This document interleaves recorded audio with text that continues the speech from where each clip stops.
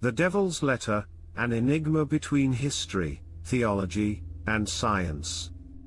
Since Christianity emerged as one of the world's leading faiths, it has profoundly influenced social beliefs and practices. However, as science continues to advance and explain phenomena previously attributed to supernatural forces, the figure of the devil remains an intriguing and persistent presence in culture and theology.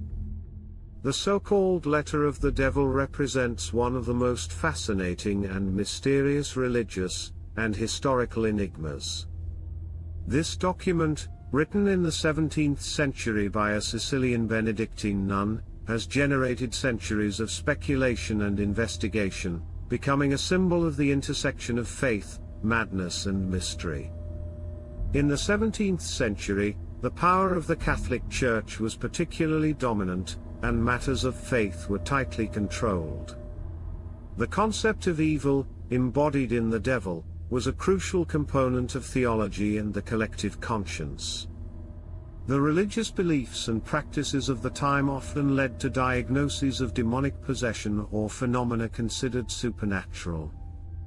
In this context, events such as the one involving Sister Maria Crocifissa della Concisione, a Benedictine nun of the cloistered convent of Parma di Montechiaro, were taken very seriously.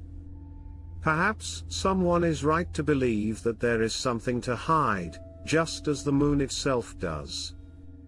On August 11, 1676, Sister Maria Crocifissa della Concisione, then known as Isabella Tomasi, was found in her cell in a state of great turmoil. She was unconscious, with her face partially smeared with ink and an inkwell on her knees. Next to her was a letter written in an incomprehensible alphabet. This event caused immediate concern among the nuns of the convent, and was later reported to the ecclesiastical authorities. The letter, consisting of 14 lines, showed a combination of symbols that resembled the Greek and Cyrillic alphabets, but arranged in a sequence that did not form recognizable words. Sister Maria claimed that she had written the letter on the devil's direct orders, and declared that only she could understand the text.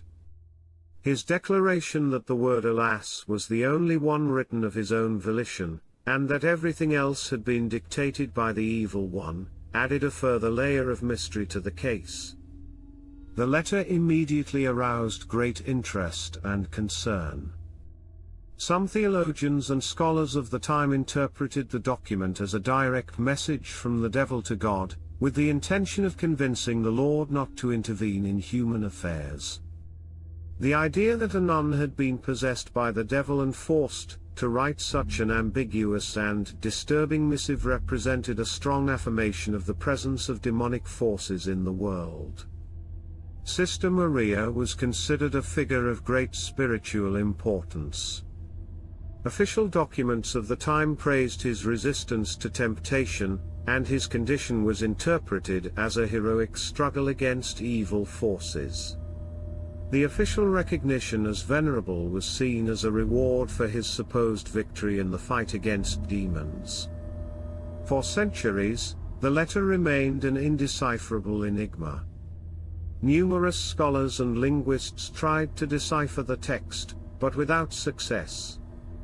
The combination of symbols did not belong to any known language, and the letter still eluded any clear interpretation.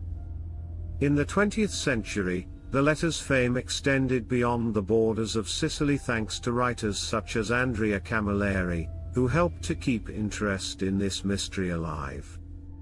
In the 60s, the Domenica del Corriere announced a competition to translate the epistle, but no one was able to solve the mystery. The role of science in the revelation of the message. The turning point in the search for the letter came in the 21st century, when a group of scientists from the Ludum Science Center in Catania embarked on a new attempt at deciphering. Using an advanced algorithm downloaded from the deep web, used to decrypt secret ISIS messages, the team got to work. Daniele Abate, director of the center, explained that the program was fed with different alphabets, including Greek, Latin, runic, and that of the Yazidis, a people considered devil worshippers. After 4 months of analysis, the team was able to obtain a partial translation of the text, although still fragmentary and difficult to understand. Of symbols that I who clause a livigio no source a misfortune, perhaps now certain stage lightly avowed, since I Christ Zoroaster, follow the ancient ways or seamstresses sown by men, alas refresh me serve no one this is ballast system, I am three a God that I feel free mortals 11, I am for this always. The partial translation has given rise to new interpretations and speculations. Some scholars have seen in the text an affirmation of the supremacy of the devil, with messages against God and the Trinity. However, the exact meaning remains uncertain, and the text continues to present inconsistent and incomprehensible elements. Other researchers have suggested that Sister Maria may have suffered from bipolar disorder or other mental conditions, aggravated by stress and the strict rules of monastic life. This interpretation could explain the confusing nature of the text and the difficulty in deciphering it. The question of the letter's true content also raised allegations that the Church may have concealed the message to prevent the spread of potentially dangerous information. Some satanic sect leaders have accused the translation team of hiding the true meaning under ecclesiastical pressure. Today, the letter is kept in the tower of the Cathedral of Agrigento, while a copy is in the Luxian Library of Agrigento. Despite recent efforts to decipher the text, the mystery of the devil's letter remains largely unsolved. The partial translation has provided new insights, but the full text and its exact meaning continue to elude us. The letter's appeal persists, fueled by its aura of mystery and the speculations surrounding it. The devil's letter continues to represent a powerful symbol of the struggle between good and evil, of the complexities of faith and of the challenges of the human psyche.